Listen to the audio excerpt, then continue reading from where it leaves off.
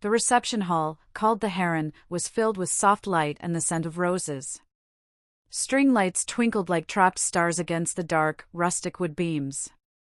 Maribel sat at table 9, near the back. Her simple blue dress felt plain next to the sparkling gowns of the other guests, but she didn't care. Her heart was too full. She watched her daughter, Calla, who looked radiant in a lace wedding gown. Calla stood beside her new husband, Jareth, and raised a champagne flute. The joyful chatter of the room quieted down. Every eye turned to the bride. Maribel gripped her small purse in her lap, her own eyes blurring with happy tears. This was the moment. "I want to thank you all for coming," Calla began, her voice clear and bright. "A wedding is about celebrating love. But it's also about celebrating the people who support that love. Your chosen family." A warmth rippled through the guests. Calla beamed. "My chosen family," she continued, raising her glass higher, "are those who make me happy. Those who lift me up and never, ever hold me back." The room burst into applause. Maribel clapped the hardest, her face aching from smiling. She felt a surge of pride so strong it almost lifted her from her chair. Calla had grown into such a confident woman. Then, the applause faded. Calla's bright smile tightened, just a little. Her eyes scanned the room, passing over her new in-laws, her bridesmaids, and finally landing, cold and hard, on table 9. She looked directly at Maribel. "You can leave," Calla said. The silence was a physical blow. The clinking of a fork being set down echoed through the hall. Maribel froze, her hands still pressed together in a frozen clap. Heat flooded her face.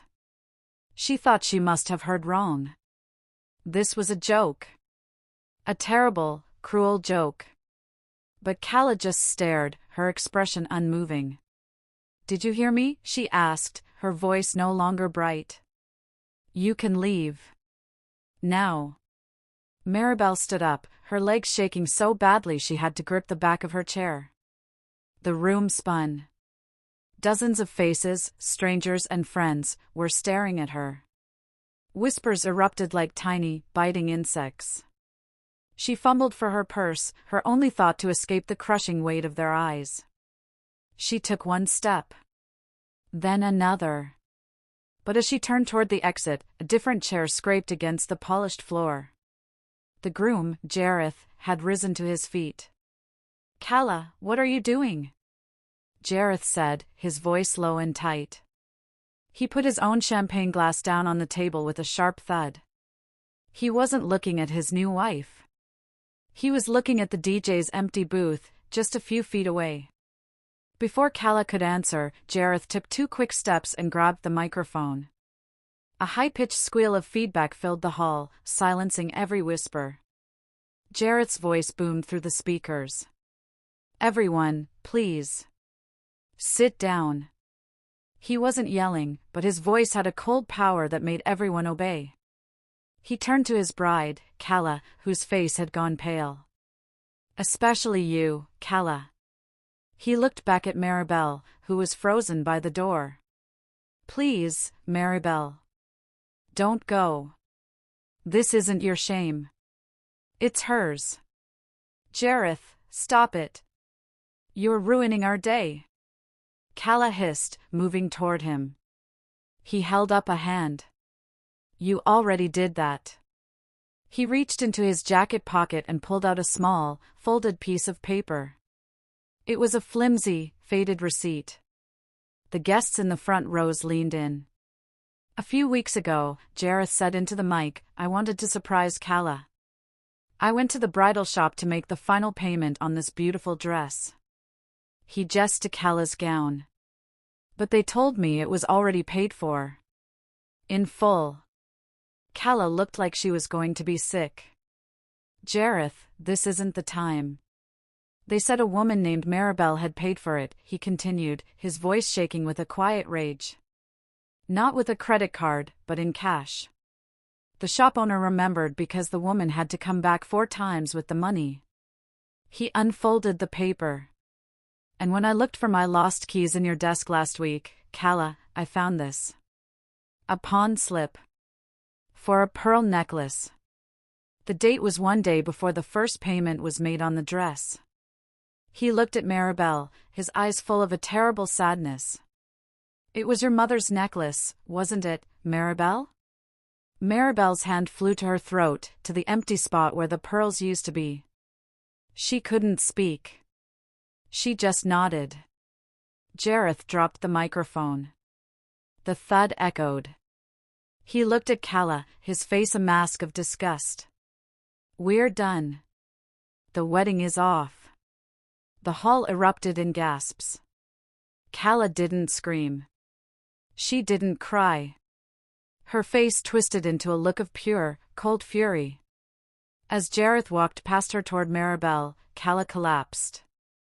But as her bridesmaids rushed to help, Maribel saw her daughter's eyes open. They weren't faint.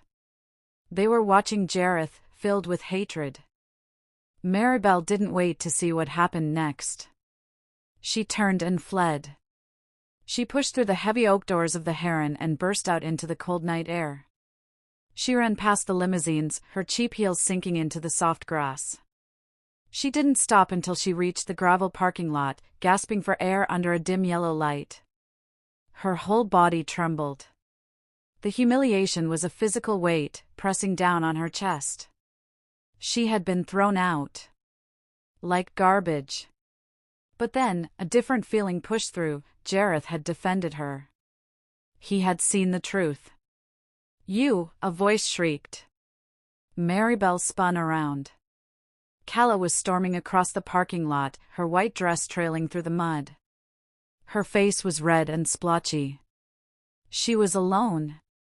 You did this. Calla screamed, shoving Maribel hard. You ruined my life. Calla. I didn't. You couldn't just stay in the back, could you? Calla spat. You had to play the victim. You always do. You're a leech, Mom. You've been sucking the life out of me since I was born. I paid for your dress, Maribel whispered, the words tasting like ash. I sold my mother's pearls. And you held it over me. Calla shrieked. You told him, didn't you? You poisoned him against me. I never spoke to him. Maribel cried, tears finally breaking free. He found the receipts. Liar! Calla raised her hand to strike, but headlights washed over them. A car door slammed. It was Maribel's sister, Naoma. Calla, you get away from her. Naoma yelled, running over and pulling Calla back. You've done enough. Go back to your party. This is her fault. Calla sobbed, finally breaking down. But they weren't tears of regret. They were tears of rage. Naoma stood between them, a fierce protector. Go, Maribel. Get in my car. Now. As Maribel slid into the passenger seat, shaken, her purse buzzed.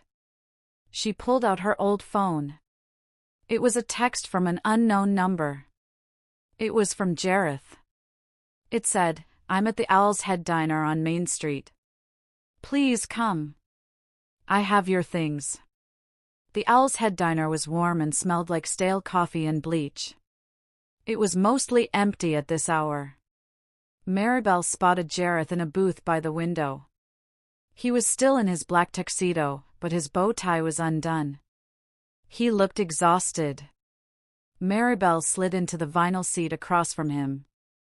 A waitress came by, but Jareth just waved her off. Thank you for coming, he said quietly. I'm so sorry, Maribel. For everything. You believed me, Maribel said, her voice small. I didn't at first, he admitted, looking down at his hands. Calla told me you were bitter.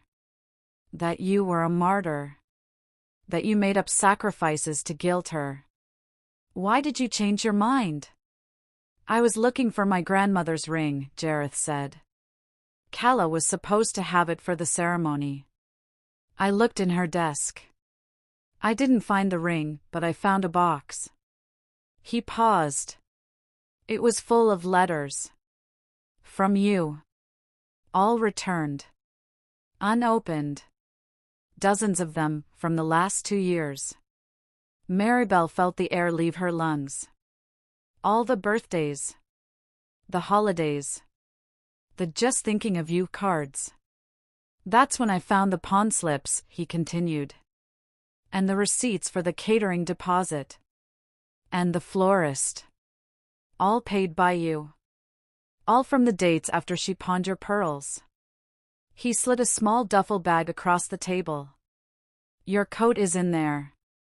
And your purse. Calla threw them out of the bridal suite. Maribel's hands were shaking as she unzipped the bag. Her simple cloth coat was there. But underneath it, she saw stacks of cash. Neat, banded stacks. What is this? She whispered, her heart pounding. It's $20,000, Jareth said, his face hard. It's the money I gave Calla for the wedding. Maribel stared at the money. I can't take this. This is your money, Jareth.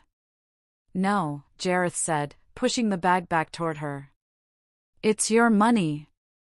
It's the money you paid for the dress. It's the money for the catering deposit.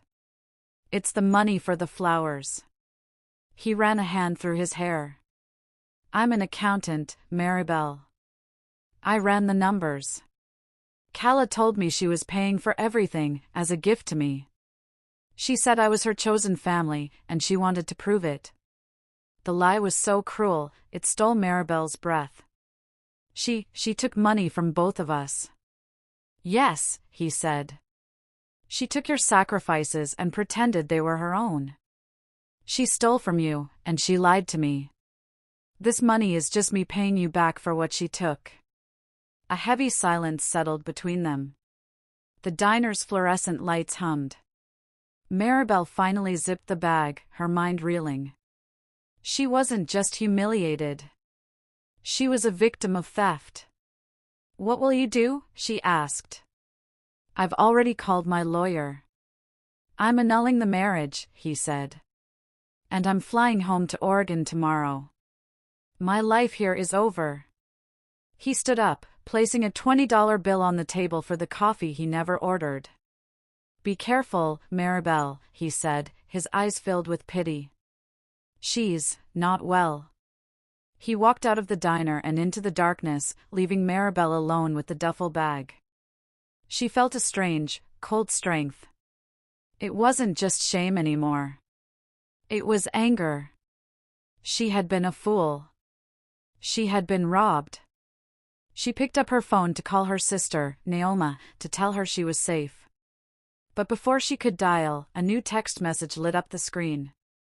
It was from Calla. I'm at your apartment. We need to talk. Now. Maribel's apartment was a small, one-bedroom unit above a laundromat. The rent was cheap, and it was all she could afford on her part-time library pension. When she arrived, she found the door unlocked. She pushed it open. The apartment was a wreck. Cushions were torn from the sofa. Her books were swept from the shelves. The drawers in her small desk were pulled out, their contents dumped on the floor. Where is it? Calla stood in the middle of the mess, still in her muddy, ruined wedding dress. Her makeup was smeared, making her look like a broken doll. Calla, what have you done? The money, Mom. Where is the money Jareth gave you? Calla's voice was sharp. He stole our money and gave it to you. That was my future. He emptied our joint account. It wasn't your money. Maribel snapped, her fear finally turning to steel. She held the duffel bag tightly. It was my money. The money I spent on this wedding. The money I got from selling my mother's pearls. It was a gift. Calla shrieked. You give gifts. You don't take them back. You lied, Maribel said, her voice dangerously quiet. You stole from me. You stole from him. You threw me out of your wedding. And now, you trash my home. Your home? Calla let out a cold, bitter laugh. This dump? Maribel walked to the door and held it open. Get out. Get out of my home. Calla's face hardened.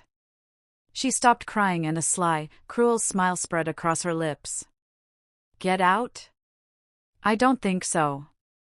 She walked over to the kitchen counter and picked up a piece of mail. It was the lease agreement. Do you see that signature, Mom? Right next to yours? That's my name. I co-signed for you because your credit was so bad. Maribel's blood ran cold. I'm taking my name off the lease tomorrow, Calla said, her voice sweet as poison. Which means you're in default. I think you have 30 days. Get out. The Pineview Motel had a flickering neon sign and carpets that smelled like rust. Maribel sat on the edge of the stiff bed, the duffel bag of money at her feet. She had $20,000, but she was homeless. She was jobless. And she was utterly alone. Her small apartment was being emptied. Her sister, Naoma, was helping her move everything into a storage unit. But Maribel couldn't bear to be there, sifting through the pieces of her broken life. She had spent 3 days in this motel room, watching the walls close in. She had failed. As a mother. As a person. Calla had been right. She was a leech. She was a burden. She picked up the phone and dialed Naoma's number. It's true, isn't it? Maribel whispered when her sister answered. Everything, Calla said. I'm a failure. I ruined her. Don't you dare, Naoma's voice was fierce. You didn't do this. She did this. You just stopped letting her get away with it. You've been lighting yourself on fire to keep her warm for 20 years, Maribel. It's time to stop. But I have nowhere to go, Maribel sobbed. I'm 63. My life is over. No, it's not, Naoma said. It's just starting. You have that money. It's not a fortune, but it's a beginning. What do you want to do? Maribel had no answer. She hung up the phone and stared at the storage boxes piled in the corner. One box was marked old papers. Inside, she found remnants of her old life as a librarian. She idly leafed through the files. Diplomas. Awards. And then, she saw it. A letter from a year ago. It was from a headhunter. It was a job offer. Head librarian for a small, rural library in a town she'd never heard of, Willow Creek, Vermont. She had turned it down at the time because Calla needed her nearby. She stared at the letter. The name of the headhunter was at the bottom. It was a long shot. A crazy, impossible idea. Her hands shaking, Maribel picked up her cell phone and dialed the number. 6 months later, Maribel was cold, but she was happy. Willow Creek, Vermont, was buried under 3 feet of snow. The air was so crisp it hurt to breathe, but it was a clean hurt. A new hurt. She had gotten the job. The library board was thrilled to hire someone with her experience. The $20,000 had been just enough to rent a small cottage, buy a used car, and survive until her first paycheck. Her new life was quiet. It was built on small, sturdy things. The smell of old books. The clack of her keyboard. The children who came for story hour. The polite nods from neighbors at the general store. She was no longer Calla's mom. She was Ms. Maribel, the librarian. Her small cottage was hers. The furniture was secondhand, but it was hers. She had made a friend, a high school teacher named Cassidy, who brought her homemade soup. She was healing. One snowy Tuesday, she was in the middle of story hour. A group of children sat at her feet as she read a book about a bear. The bell above the library door jingled, letting in a gust of cold air. And then, Maribel read, the bear looked up, and saw. She trailed off. A man was standing at the back of the library, knocking snow from his boots. He wore an expensive wool coat and held an architect's blueprint tube. He looked up, and his eyes met hers. It was Jareth. Maribel finished the story on autopilot, her heart hammering against her ribs. After she dismissed the children, Jareth approached her desk. He looked different, more relaxed, with a short beard. "Ms. Maribel," he said, a small, surprised smile on his face. "I had a feeling that name was familiar. I didn't know you'd be here." Jareth. "What? How?" "My firm," he explained, "we're based in Oregon, but we just won the contract to design the new Willow Creek Town Hall. I'm the project lead. I'll be here for the next year." The coincidence was so sharp, Maribel could only laugh. Of all the towns in all the world. "Well," she said, "welcome to Willow Creek." They had coffee at the town's only cafe. It wasn't awkward. It felt like talking to a fellow survivor. He asked how she was. She told him the truth. She was good. She was settled. She was happy. "You deserve it," he said, stirring his coffee. "I'm glad you got away." "And you?" she asked. "It's been hard," he admitted. "The annulment was messy. She tried to fight it. She told my partners I was unstable. I'm so sorry." "Don't be," he said, meeting her eyes. "It made me realize something. I have one last thing to tell you. A final secret. I never told anyone, not even my lawyer." "What is it?" "The reason I was looking for my grandmother's ring in Kalla's desk," he said. "It wasn't just to have it for the ceremony. It was because I had found a bill. From a private investigator. She had hired someone to follow me." Maribel gasped. "She was checking my finances. My emails. She was a liar in every part of her life. She wasn't just lying to you, Maribel. She was sick." He had given her the final gift. It wasn't money. It was peace. It was the absolute, final knowledge that none of it, not the toast, not the lies, not the eviction, had ever been her fault. As Jareth left the cafe, Maribel's phone vibrated on the table. She looked down. It was an unknown number, with a different area code. She let it go to voicemail. A minute later, a text came through. "Mom? It's Kalla. I know you hate me. I've been in therapy. Please. I just need to hear your voice." Maribel stared at the text message. A year ago, those words would have sent her running. She would have called, offered comfort, offered money, offered anything to get that tiny crumb of affection. She looked out the cafe window. The snow was falling thick and fast. Her new friend, Cassidy, waved as she walked by, bundled in a red scarf. Maribel waved back, smiling. She thought about the pond pearls. She thought about the trashed apartment. She thought about the cold motel room. And then, she thought about her warm cottage.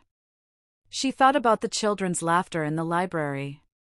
She thought about the respect in Jareth's eyes. Her life was full. She typed a reply to Kalla. "I am glad to hear you are in therapy. I hope you find peace." Kalla's reply was almost instant. "That's it? Can I see you? Can I come to Vermont? I want to start over." Maribel read the words "start over." She took a deep, clean breath of the cold Vermont air as she stepped out of the cafe. She finally understood. Kalla wanted to start over and erase the past. But Maribel had built a new future from the wreckage. She typed her final response. I forgive you, Kella. I truly do. But my life is here now. I am not the woman you threw away. You are welcome to visit Willow Creek, but the woman you're looking for, she doesn't exist anymore. She put the phone in her pocket. She didn't wait for a reply. She pulled up her collar, turned her face toward the snow, and walked home.